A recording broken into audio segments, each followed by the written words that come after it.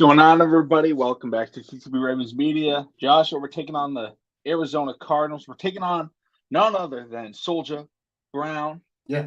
What are your thoughts on this game? How excited are you? Starts in a few hours, but the early game slate starts in, about half an hour. What are you thinking about today? Man, what's going on, TTB family, Ravens Flock? How y'all doing today, man? Listen, it's going to be a while till we play. So get ready to, bring your popcorn. Get ready to watch these other games that's on the slate before our start. But getting to how I'm feeling today, man, I'm feeling pretty good, man. I love the fact that everybody around the Ravens organization, even, Torrey Smith, I don't know if you've seen a recent interview throughout the week, pretty much said, hey, this team could be a 7-0, possibly 6-1. The only thing they need is constant consistency. What have we been started preaching the last couple of weeks? Consistency and execution. So, if they, like I said, if they can build off of last week's game, going to this week and continue to build, I even love the fact that Lamar Jackson and the post-game press conference last week, he wasn't all that excited. He was like, listen, we got the job done. Take this momentum right into next week with it. The job ain't done. The job is get to the Super Bowl, or at least to the AFC Championship game. Either or, I'm happy with. So I do feel pretty confident about our guys. But as a Ravens fan, you still got to have that level of realism because sometimes we can be brought down, to earth. Mm-hmm. We always have those moments where like, damn, this could be a Super Bowl contending team, and then we play against a bad QB, whoever the case may be, and sometimes fit the bid. And I don't want that to happen. I'm glad to see Hollywood is doing this thing. He feel like he is kind of thriving, but honestly, I'm still feeling pretty good. I feel like the Ravens can go out there and consistently execute the game plan. I feel like they're now maybe getting a groove. What we got 2 more days before the 31st. That's the trade deadline. Like we're not going to be making any trades, which I'm totally fine. Like Lisa said last week, if it ain't broke, don't fix it. So I'm down to keep on riding this wave. Yeah, I'm just excited to watch how the Ravens continue to build upon the success that they had last week. Joshua said it earlier, consistency and execution. I think that's what the Ravens need to focus on. And I know a lot of people were getting upset at Kurt Warner this week for talking about the Ravens offense and how, they need to still improve. And I would say I agree to Kurt Warner with an extent in that, Lamar Jackson, we want him to be throwing quicker passes and the guys aren't open on the first option, second option. Lamar's doing a fantastic job of progressing through his reads. And that's showing how good he is as just a pure passer, is his ability to go through those progressions quickly and make decisions, make good decisions as well as making them quickly. It's helping the Ravens be, very competent in the passing game as well as the rushing game. But this week, you're going against an Arizona Cardinals team that's been a lot better than a lot of people expected. Jonathan Gannon has done a good job with this defense in Arizona, and Joshua Dobbs has surprised a lot of people as, hey, I belong in the NFL. I belong at least as a backup quarterback for any team that is trying to have somebody that could step in any situation. A guy that maybe we needed in the last couple of years could have been a guy like Joshua Dobbs, actually. But he's done a really good job.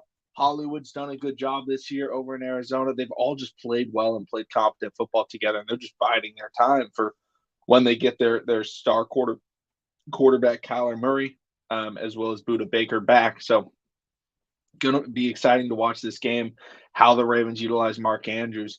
And, 4 years ago was the last time the Ravens did face off against the Arizona Cardinals, and it was a close game. If you guys remember that was week 2 of 2019, I believe it was. And the Ravens had some unique play calls in that game. They ran the fake wheel route, Mark Andrews touchdown they ran, or fake bubble screen, and then I think it went to a wheel route. I think it was a Hollywood fake bubble. And then Mark Andrews got down the sideline. But this is going to be a close matchup. I think, people may write off the Cardinals because they have a backup quarterback and because they don't have the talent that a lot of these other teams do, but they stick in games and they fight. And that's something that you can't say a lot about a lot of teams. But that's one thing you can't say about the Arizona Cardinals. So they've played against good competition. They've played against the Seahawks. They've played against the 49ers. They've played against the Rams. They've played against, I think they played the Steelers. They might not have played the Steelers, but they've definitely played some good defenses. They've played some good offenses. They've been able to stick in the game. Oh, they shut down the Cardinals. That was the other good defense that they went up against. So they have played teams like the Ravens, at least defensively, but the Ravens want to show that they are the clear best defense in the NFL. This is one of those games where you want to build upon the momentum that you created last game with the defense. Yeah, absolutely. I just want to. And surprisingly, Josh Dobbs has been putting up good yardage, like 1,300 yards, 6 touchdowns, 3 interceptions. That's not bad for a back QB. You know, we got to remember the running game. James Conner was fair. He was fair in Pittsburgh, and Hollywood and Zay Flowers, you know, yards and receptions are damn near identical from each other. You know, Zay is beating them out by maybe about 50, 40 something yards, and you know, Hollywood got like 2-3 touchdowns over him. So I mean, hey man, like you said, can't count nobody out. Like even if you look at they battled against Seattle, Arizona. I'm looking at their losses. They battled against Seattle, they lost by 10 points. LA Rams, they did what they needed. They did what they needed to do. Cincinnati, they lost by 2 touchdowns. San Fran, they lost by 19 points, but they got the win over Dallas. Yeah. So, you know, just those are some strong defensive teams that they played against. Yes, even though some of them were losses, but they did battle against, you know, to McConnell's point, man. And like someone said, I think it was Hybrid in the chat, you know, as long as we don't play down to the competition, you know, we'll do our job. We'll do our job. And that's what it comes down to. I want to see how we keep on spreading the ball. I want to see how, you know, if Mark Andrews being in Arizona in his hometown home state is going to put up, you know, big numbers today. I want to see Zay get another touchdown. But I constantly want to see the defense create pressure. You know, I want to see Geno Stone, you know, get another interception. Kyle Hamilton. As much as I would say, I would love to say put someone out their misery, but since the past 2 weeks in college and NFL, you know, guys have been getting ejected for quote unquote targeting, which I feel like, you know, last night was a BS call, and University of South Carolina game too. Was they playing against? I forgot who they. I forgot US University of South Carolina. Yeah, they played Cal. No. You think I'm saying? Oh, I heard S. Yeah, South Carolina. I can't remember who South Carolina played. I was thinking, but they say that it was. I think no, it was Texas A&M. It was Texas A&M earlier. And they safety got ejected out the game for quote unquote targeting. So you know, I understand. You know, protecting the players by any means necessary, but you know, this is a violent sport. This is a sport of gladiators. You know, I like to go to my. I like to think of King Leonidas and his 300 Spartans. You know, so you know, I definitely want to see us be aggressive. I definitely want to see us constantly attacking. I want to see us constantly, you know, putting the pressure on QBs. I know, you know, that was a worry in the beginning of the season. Oh, how are we going to get sacks? How are we going to get QB pressures? Hey guys, those guys are showing it, and I want to see Adafio away. I want to see him build up for last week.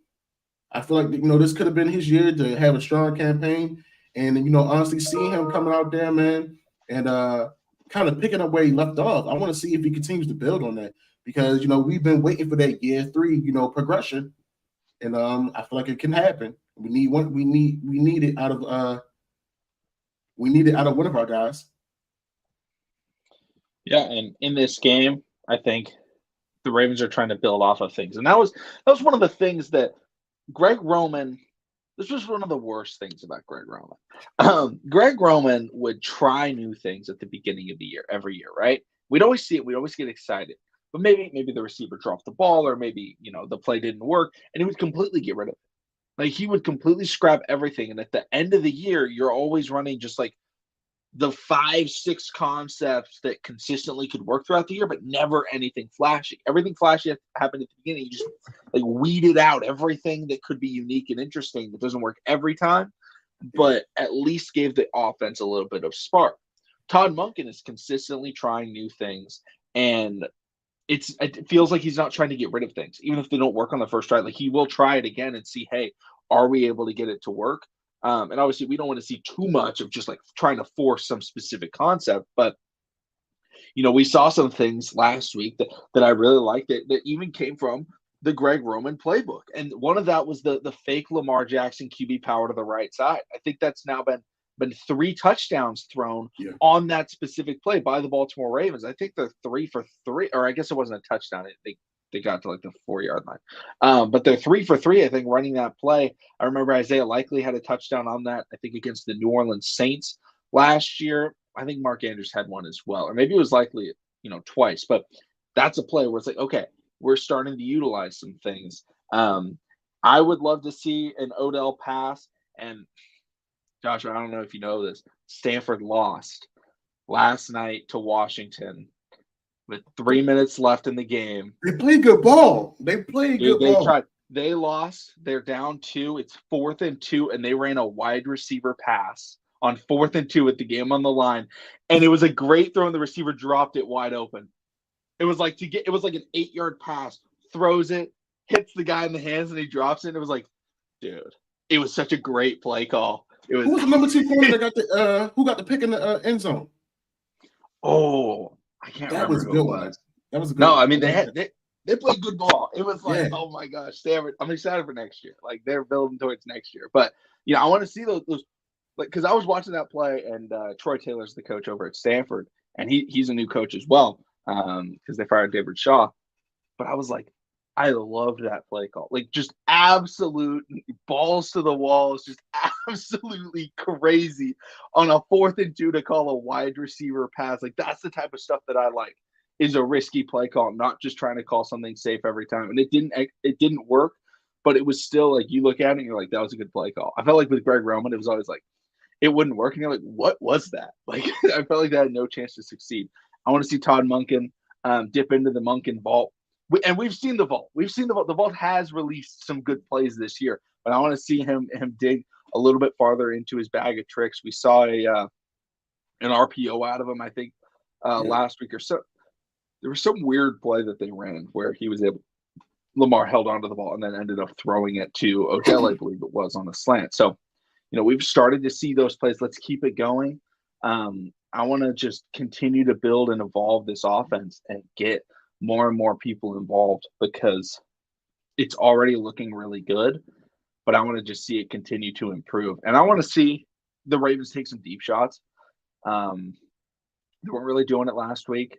They didn't need to do it last week. They were still able to be explosive, but one of the biggest things that this Ravens offense has for them is they're wildly explosive, and they're not even throwing like deep balls.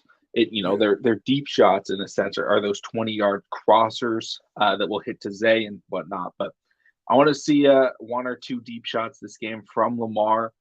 We saw the one against the Bengals, but I don't know. I want to see, maybe a George Pickens route, right? Give that to Odell Beckham Jr. and just say, hey, run the fade, and Lamar throw it up, throw it back shoulder, and see what we can do. Because I want to get that chemistry down, and I think that you got to run those plays to get the chemistry down for the goal line fade, because it can be such a useful tool in the red zone, but you don't want to only use it in the red zone, right?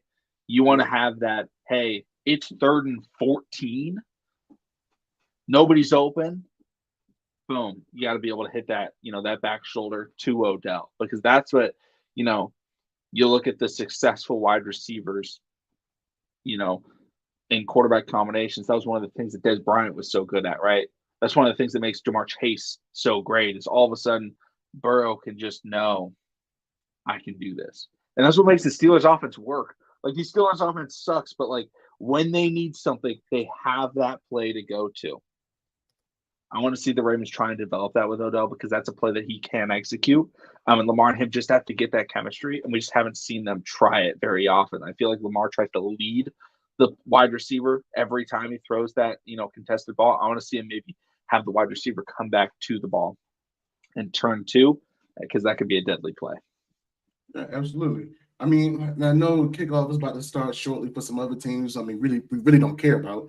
But before we play today, what's some games that you're interested to see how they play out? Um, Shout out to OKC versus the Nuggets at 12:30. Uh, or I guess that would be 3:30 Eastern time. I'll be watching that and the Ravens game. Let's see here. Let's look at the early slate. Jaguar Steelers, I'm definitely paying attention to. I love watching Trevor Lawrence. I love watching TJ Watt. So, like, just that right there is going to be a lot of fun. Falcons Titans could be interesting. I think the Titans are rocking the Oiler uniforms. I think it's the debut. So, I think that'll be really cool to watch. Rams Cowboys should probably be the last one. I like the Eagles Commanders, man. Like the Eagles can. Oh, they're not as dominant as they used to be, but it seemed like every time they play the Commanders, like it's damn near the Eagles Commanders matchup is like the Ravens Steelers matchup in the AFC. That's the Ravens Steelers matchup in the NFC. It's the Eagles Commanders. It don't matter what the record Commanders have. It's like, yo, they're gonna go out and play their best. They're gonna play out of body against the Eagles. And the Eagles, I think the Eagles got the first matchup over them. Or I could be wrong. No, I think either the Commanders got the first matchup against the Eagles.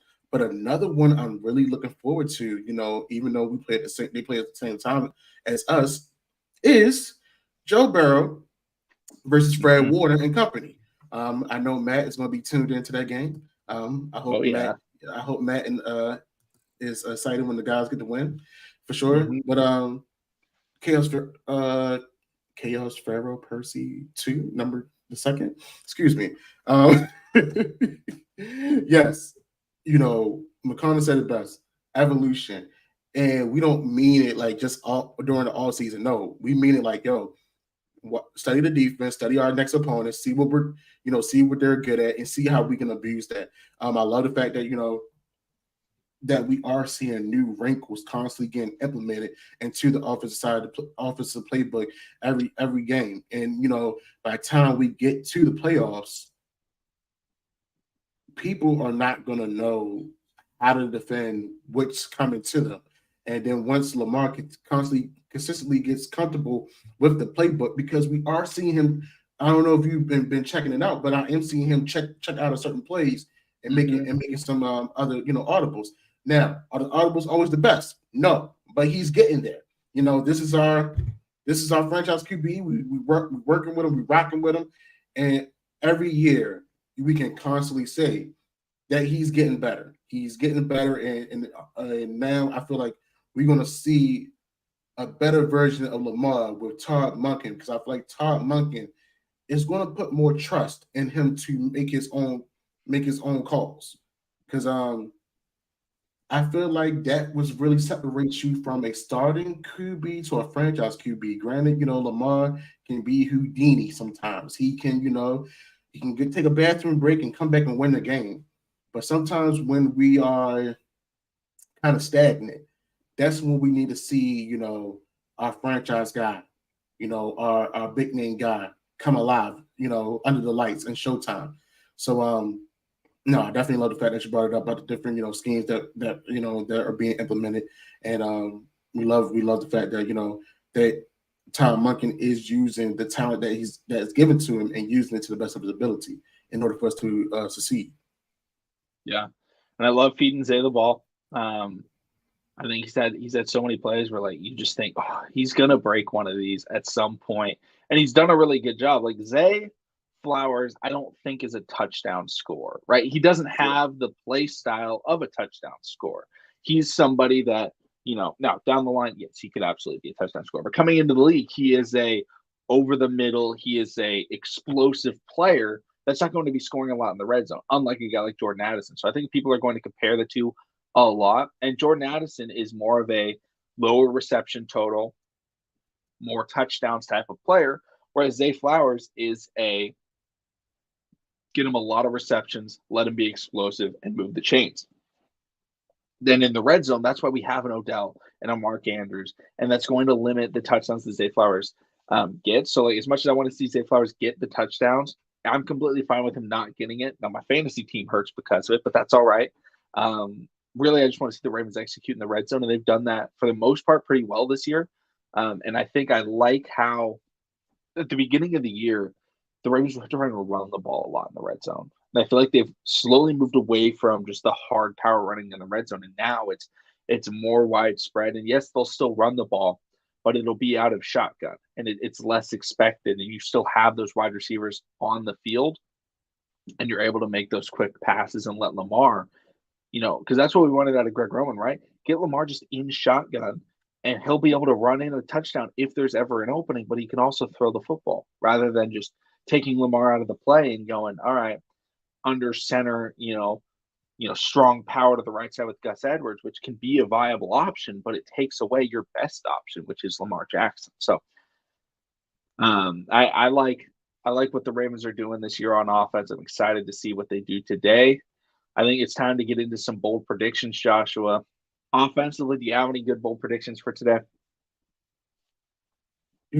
Bold prediction. I feel like I think when we think offensive side of the ball, I think we got to stay with the passing. I think Lamar, he has another 300 plus yard passing game. I think he has I think he goes for a Jackson 5. I'm going to say it. So I got him with 400 passing yards, Jackson 5 today. I love it. I'm going to go with, I think Odell gets his first touchdown in the Baltimore Ravens uniform.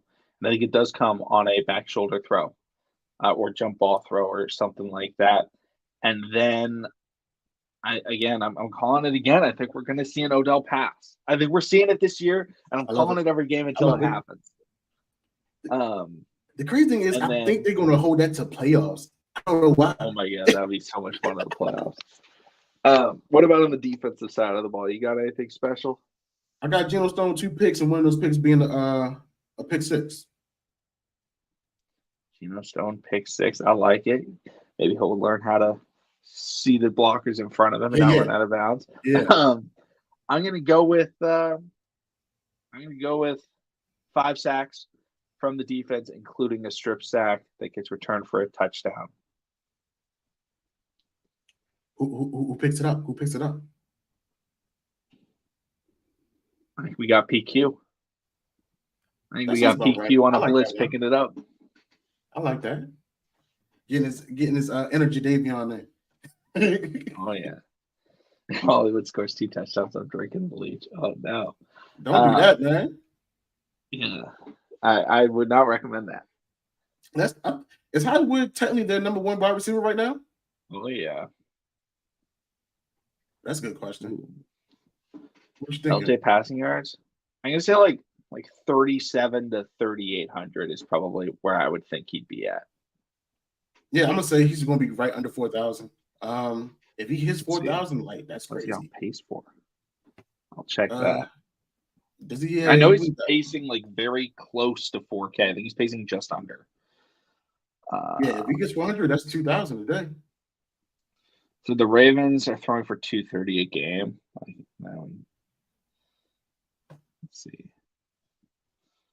230 times 17. That's 3,910 yards. That's just the Ravens as a team. But remember, 4,000 yards passing is easier now because there was an extra game added. So, just remember, it'll probably be similar numbers, I think, to his MVP season, just spread to a 17-game season in terms of passing. Benjamin, that's what got us into certain situations. If we get up early, I want us to keep the foot on the gas. I don't care what team it is. Yeah. Constantly keep on pushing, because once we put it in relax mode, I feel like they start calling BS plays, try to take a little time off, and then we putting the ball away. No, get points as often as you can. Madubuike's been a monster. We've been waiting for it. We've known it's coming. After that rookie year, we were like, okay, this guy's legit. He just hasn't had the opportunity because we had Calais and we had Brandon Williams early in his career. And so it's just like, okay, when's he finally going to take that step? And now the Ravens don't have a primary outside passer. So the pass rush being generated from the interior, and he is dominating guys. The Ravens, if I'm the Ravens and I'm looking at the offseason decisions, the number one decision I'm making is keep Justin Madubuike. Like, as much as I like PQ, as much as I like, Devin Duvernay as a return specialist. I franchise tag PQ or either Justin Like, Madubuike, one or the other. I'm keeping Justin Madubuike. I think he's the most important player the Ravens have in a contract year this year over a JK, over a PQ. And see, we talked about it a little bit last week. I mean, these are big names in the city of Baltimore. Not saying that they're not garnishing, trade talks or possibly looking into once the season is over and stuff like that. But Justin Madubuike's name is not big as a Aaron Donald as of yet. So I don't feel like he's going to garner a lot of money versus, with Matthew Judon or Zadarius Smith, when they left and things of that nature. Granted, Justin Madubuike is playing good ball. I do feel like, he does deserve to get paid. Everybody, whatever work profession that you're in, if you're doing the damn job and you're good at it, you're something at it, you deserve a raise by all means. So, but I don't think that Justin Madubuike is going to be $100 million type of contract type of guy. I feel like he'll still be affordable. We'll still be able to make something shake with him and PQ, because even PQ, weak inside linebackers don't get paid a lot of money.